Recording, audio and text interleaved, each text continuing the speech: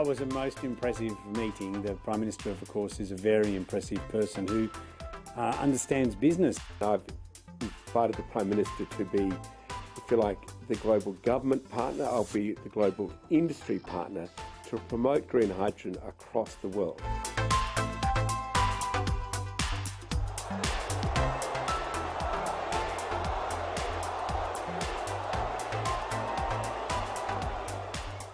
सबसे बड़ा आधार है म्यूचुअल ट्रस्ट और mutual respect.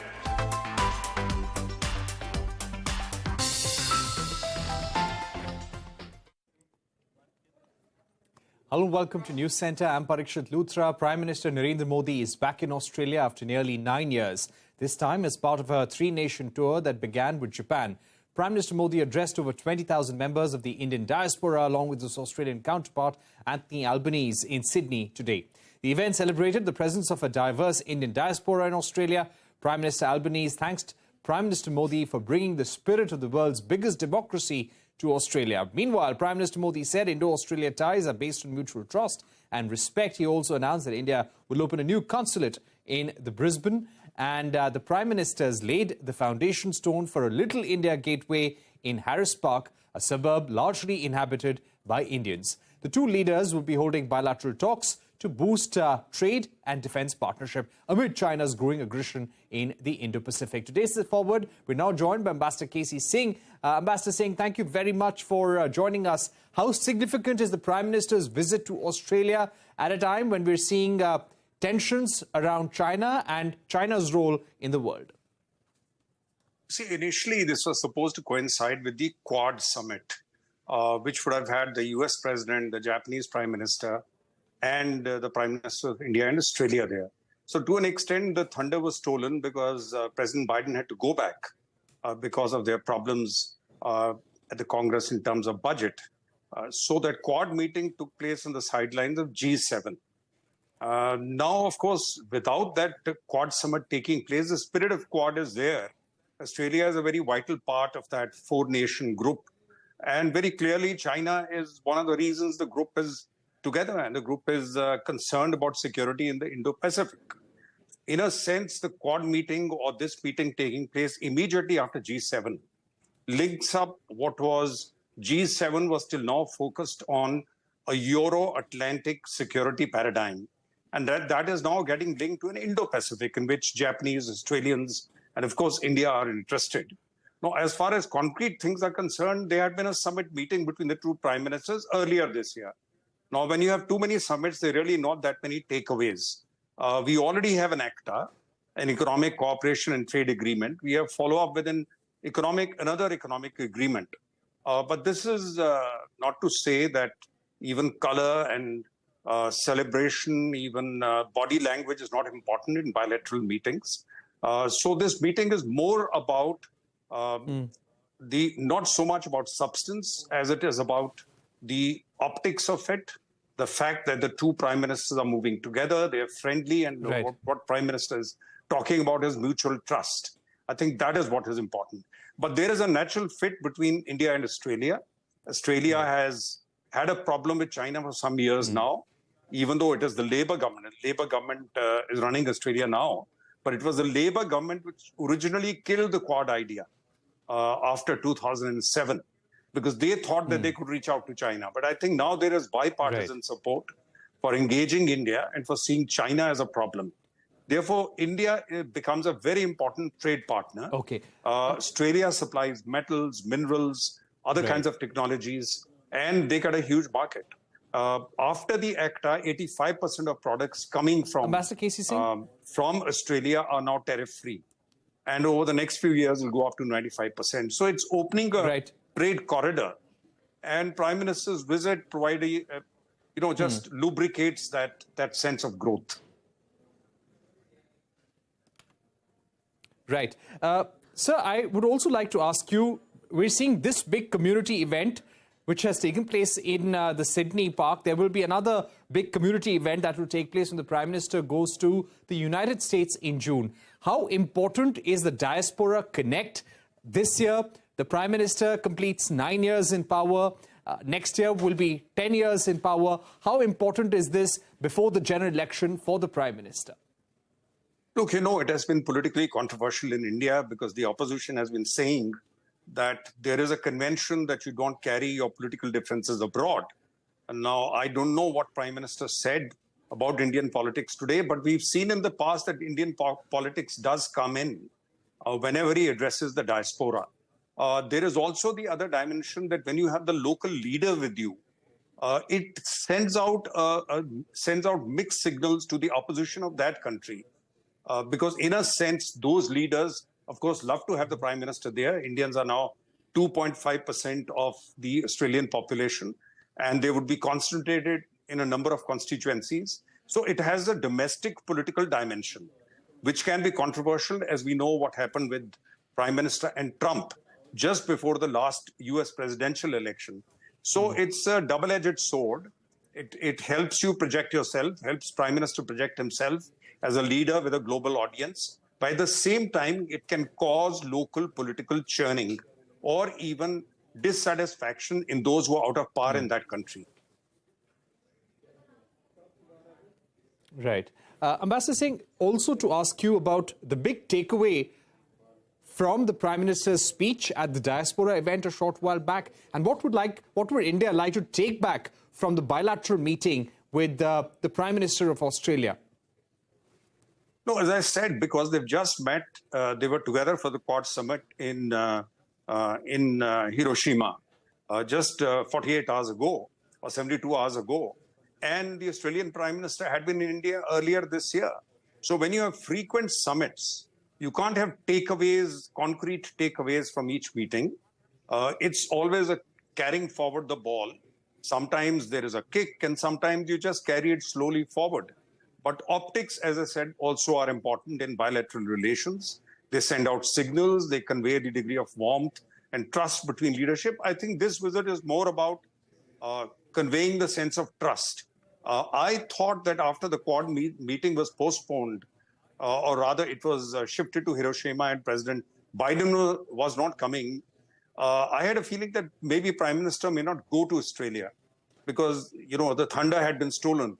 Supposing the Quad Summit had taken place, there'll be no focus at all on India-Australia relations. No, because the Quad Summit is not there, we're talking of India-Australia. We're looking for a reason why the visit is there. So you won't find anything very concrete because concrete things are already in the works, have already taken place, or may come sometime later. Right. And finally, Ambassador Singh, how do you think we would like to take the trade partnership forward? What will be some of the sticky points in the trade partnership which both the sides would like to erase during this meeting? Look, we are not a major manufacturing country. Manufacturing is still relatively, compared to services and agriculture, a very small part of India's economic makeup. But we are moving towards manufacturing, more manufacturing in India. So then you need raw materials. Now, one of the things, of course, Adani has a huge coal mine in Australia. But if the world is moving away from coal-based energy generation, now that should be seen as a sunset phase. So we are looking at the future because Australia also has gas. So are we looking at green energy? So Australia becomes a partner in that. But there would be other minerals. You would have minerals for producing batteries because I think Australia has a great mix of minerals available. Therefore, it becomes a great partner for India because we have the manpower and we need to switch to manufacturing and we have the know-how. Australia has technology and they really don't have that much of manpower. And we have the market. So it's a resetting of relations where we'll have to catch up with the kind of products which can come from Australia, which can be used to boost manufacturing here. And that's what G7 has been talking about. Supply chains, how to make supply chains, insulate them. But at the back of all that is China.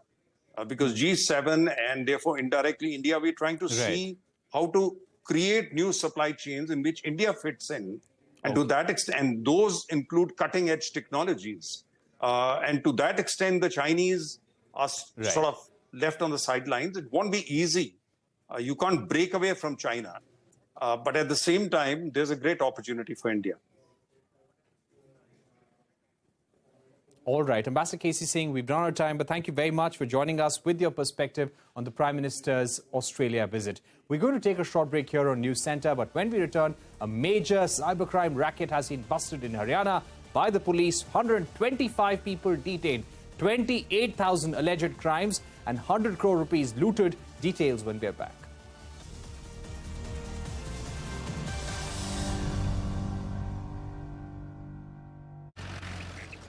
I am slow. I'm a tortoise. But your wealth managers, they shouldn't be as slow, you know? Choose Nuvama. We move at the right pace because we only do what's right for you and your money. Nuvama. Let's do it right. CNG car, there's no chance of storage. If you get a CNG car, you've got to get a carrier. CNG is good, but to get something, you have to give up something. OMG! It's CNG!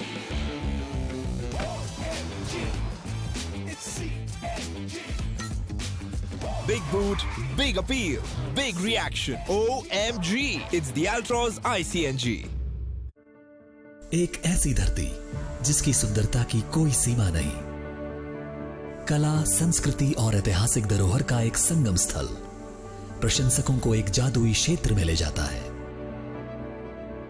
Jammu Kashmir में एक नए युग की शुरुआत। हमें मिलकर जम्मू कश्मीर को नई ऊंचाई पर ले जाना है। श्रीनगर G20 प्रतिनिधि मंडल को जम्मू और कश्मीर की सुंदरता और मेहमान नवाजी का अनुभव करने के लिए स्वागत करता है। Dadu, Yes? what does premium mean? Beta, premium you can say is like petrol. The car will keep going till the time it has petrol. Once petrol is over, the car stops.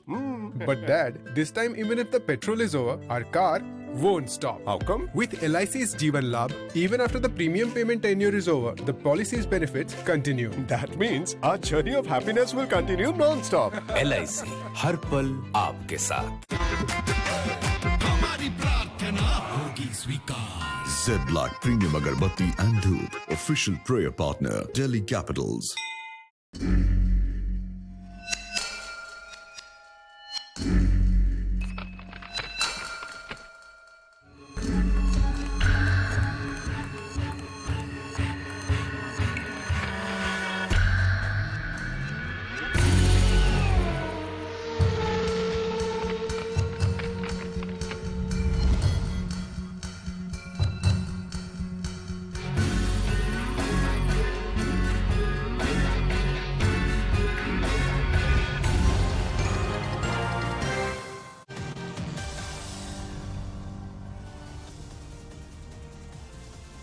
Welcome back. You're watching Newscentre. And now let's get you a CNBC-TV18 special report. Yes, this is a story of a nationwide cyber attack launched from the new district in Haryana. Approximately 125 people were detained, 66 arrested for at least 28,000 financial crimes. All victims put together were defrauded to the tune of 100 crore rupees across Haryana, Delhi, UP and Andaman and Nicobar. You can understand the scale of this operation by the fact that more than 102 teams of 5,000 policemen raided 14 villages to arrest the accused. 40 cyber experts were involved in the probe. Assistance was sought from banks, NPCI, UPI, intermediaries, UIDI, DOT, social media as well. 219 bank accounts and 140 UPI accounts were used for committing these frauds. Victims were lured on Facebook and OLX with fake ads. Victims who called on the numbers advertised were cheated on the pretext of courier charges. Fake work-from-home advertisements on social media were used to cheat people. Victims were identified using UPI apps and then duped by impersonation, according to the police. Honey trapping and blackmailing people was also part of the modus operandi of these gangs. The accused were 18 to 35-year-olds working in groups of 4. They acquired SIM cards, bank account details, stolen phones, technical services through certain people in the village. At least 347 SIM cards acquired from 14 states were used in the crime. Police recovered 166 fake Aadhaar cards, 5 PAN cards, 128 ATM cards, 66 mobile phones, 99 SIM cards, 5 point-of-sale machines and 3 laptops from the accused. Earlier today, I spoke with Varun Singla, the SP of Haryana's new district, and I began by asking him about how the fraudulent activity was carried out and whether the kingpin has been identified or not.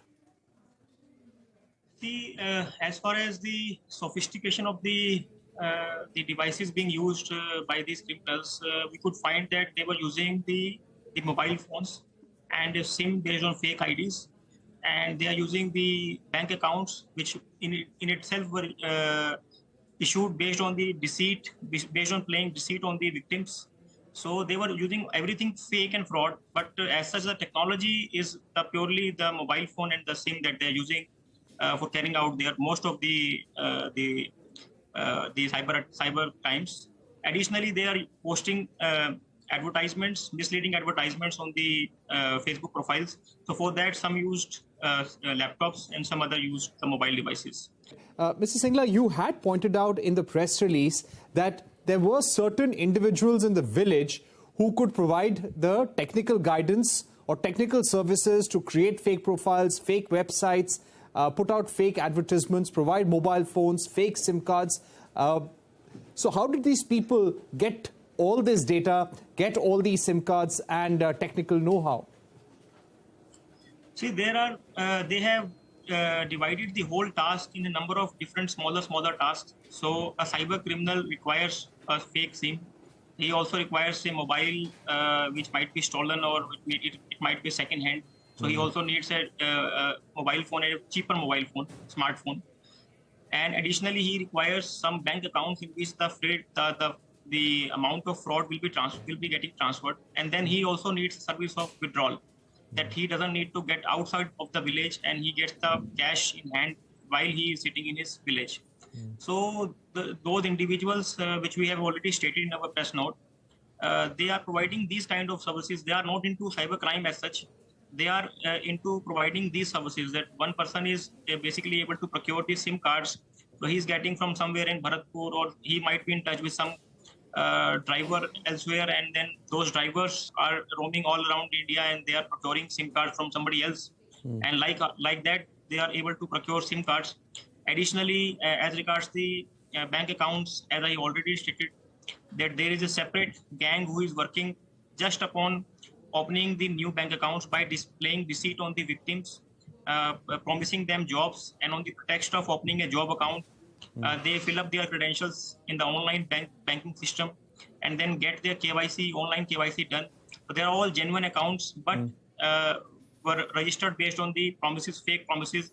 After that, the mobile number gets blocked of those victims, and these accounts then thereafter are being used for carrying out the cybercrime. Right. Mr. Singla, the statement from the police also said that these criminals used to identify names using certain UPI apps and then dupe the people via impersonation. So how were UPI apps exploited? If you had to explain a layman and warn the public, how would you do that? So it's a very simple trick that they were using. They were just writing down the random series on a UPI app, and the number, if the number is registered with the UPI app, so that the app shows the name of the particular individual. So then they would call that person and just try to be impersonate as an old friend of that person, and they will not reveal their own name. They will just prompt the other person to guess his name, and if the other person is able to guess the name, then they play cheat on that person.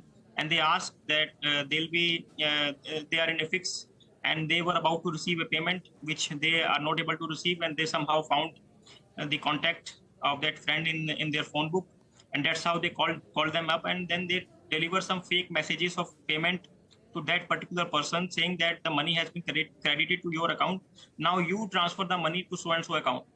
The person doesn't feel anything amiss and then transfers the money and thereby gets cheated. Later on, he realized that the money has not been transferred to his own account. Mr. Singla, how dangerous and serious is the crime that you have unearthed? You had to involve the Ministry of Home Affairs, the NPCI, UPI apps, social media intermediaries, bankers as well. How serious was this entire incident, according to you? And it's national importance. It was very much serious, and it was developing at an exponential rate. So we had to intervene to break the nexus of this crime. So when we initially carried out, we even were not aware that this will unearth so much of cybercrime related complaints. So when we got all those details of the mobile numbers, the mobile phones being used by these cyber criminals, whomsoever we have apprehended. So when we shared the same with the Indian Cybercrime Coordination Center, so the Indian Cybercrime Coordination Center provided us a link, their linkages with the 28,000 complaints which have already been registered with the different states. And the total amount of the fraud was totaling around 100 crore rupees. So it was a very big racket. And by our raid, a lot of criminals have fled away the district, and their safe haven has since been destroyed. And there has been a lot of we could find that 25%, more than 25% decline in the total number of cyber complaints being received in the state of Haryana. And at the national level, as per the data from the I4C, there is a decline of around 12% in the cyber complaints. So it's a huge thing that we could achieve through this raid. All right, let's go across to Gulshan Rai, former National Cyber Security Coordinator. Mr. Rai, thank you very much for joining us. We have often heard of phishing scams, of these misleading advertisements which lead to duping people. But just the sheer scale at which this was happening, this was almost looking like a cottage industry in a Haryana village. How seriously do you think this could impact the Indian economy, the financial sector, the larger risks? Parikshit, if you recall, before this Haryana incident which you mentioned it, we have heard the name of Jamtara, and next to the Dibrugarh there was another kind of a village where this incident had been happening. Now, if you see the Netflix, you can see the Jamtara series also over there. These are very serious kind of incidents there, and this will keep on happening at different locations there. There are serious issues, and with the system, with the hardware, with the way the people do that. See, these are not cyber crime issues per se. These are cyber physical crime. If you see, both physical activity as well as cyber activities involved. You require a simple intelligence and a computer system to commit those frauds there, and telephone connection there. So these can be arranged anywhere, any time. It's only you require an environment, few skilled people, you get it there, and they will start doing from different locations. I mean, this is a large scam which has come to the unearth in a new area, in a Haryana, but such incidents are happening from across the globe, across the country. Right. What are the vulnerabilities in the system that we need to plug, Mr. Gulshan Rai? No, vulnerabilities, as I said, these are, I won't call them a cyber crime. I will call it cyber physical crime, is what I said it. Now, the vulnerabilities are in the system, the telephones or our laptops or the computers they're not put a complete antivirus kind of a software. The softwares are not updated and upgraded there. As a result, the phishing mail, the hackers exploit those systems and send the phishing mail. Second thing, the awareness is not there. They keep on sending randomly those phishing mails, and the people, without understanding what is the phishing mail, they just click it there. And while clicking, they pass over the entire data to the hackers there, and they start using the system there. That you would have heard a lot of Paytm fraud. Someone will send you 10 rupees kind of a thing, and they will say, please confirm, someone has told me to send you money, I've sent you, please confirm your number. So moment you send confirmation that your account is with them, and they start holding the thing. QR code, fake QR codes are happening. So this is a cyber plus physical crime. The awareness part, the whole my telephone system, my iPad system, they are not being properly secured there.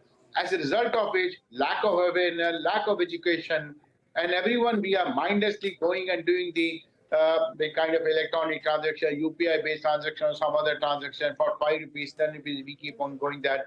Vulnerability in the mobile phone, vulnerability in the software, and vulnerability in awareness program all come together, and we get so many issues there.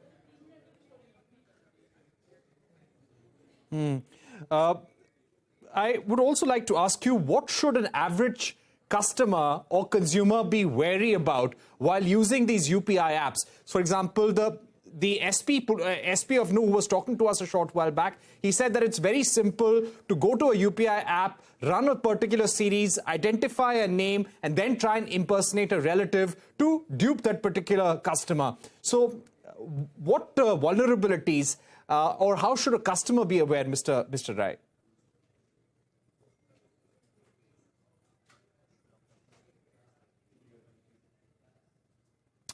All right, we have lost that link with Mr. Gulshan Rai, but thank you so much for joining us here on this edition of Newscentre. Thank you for watching. Goodbye.